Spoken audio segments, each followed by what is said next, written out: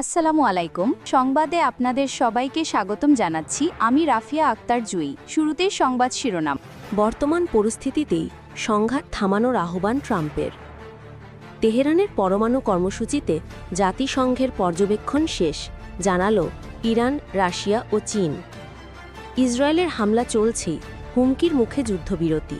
এতক্ষণ শুনছেন সংবাদ শিরোনাম, এখন বিস্তারিত। যুক্তরাষ্ট্রের প্রেসিডেন্ট ডোনাল্ড ট্রাম্প রাশিয়া ও ইউক্রেনকে বর্তমান যুদ্ধরেখাতেই সংঘাত থামানোর আহ্বান জানিয়েছেন।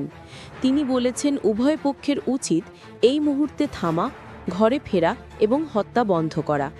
ট্রাম্পের এই প্রস্তাবের অর্থ হবে ইউক্রেনের দোনবাস সহ বড় অংশের ভূখণ্ড নিজেদের দখলে রাখবে।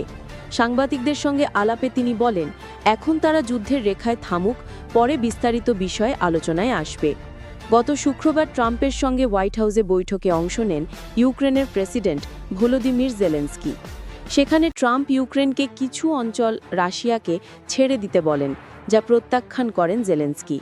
বৈঠকের পর ট্রাম্প বর্তমান সীমান্তে যুদ্ধবিরতির প্রস্তাব দেন। দুই পক্ষের সূত্র জানিয়েছে, বৈঠকে ট্রাম্প দোনবাস অঞ্চলকে এখন যেমনভাবে ভাগ হয়েছে তেমনই রাখার কথা বলেন। তিনি দাবি করেন, রাশিয়া ইতোমধ্যেই দোনবাসের প্রায় ৭৮% দখল করে নিয়েছে। ওই অবস্থাতেই রেখে দেওয়া হোক, পরে আলোচনা হতে পারে, বলেন তিনি। জেলেনস্কি দীর্ঘদিন ধরে ইউক্রেনের কাছ থেকে টমাহক ক্ষেপণাস্ত্র চাইছেন, যাতে রাশিয়ার গভীরে আঘাত হানা যায়। কিন্তু এই অনুরোধে সাড়া দেননি ট্রাম্প। মার্কিন ভাইস প্রেসিডেন্ট জেডি ভ্যান্স জানিয়েছেন, টমাহক সরবরাহের বিষয়ে এখনও কোনো সিদ্ধান্ত হয়নি। সূত্রগুলো জানায়, বৈঠকের আগে রুশ প্রেসিডেন্ট ভ্লাদিমির পুতিনের সঙ্গে ট্রাম্পের ফোনালাপে সম্ভাব্য ভূমি বিনিময় নিয়ে আলোচনা হয়। পুতিন প্রস্তাব দেন, ইউক্রেন দোনেৎস্ক ও লুহান্স্ক অঞ্চল ছাড়লে রাশিয়া জাপোরিঝিয়া ও খেরসনের কিছু অংশ থেকে সেনা প্রত্যাহার করবে।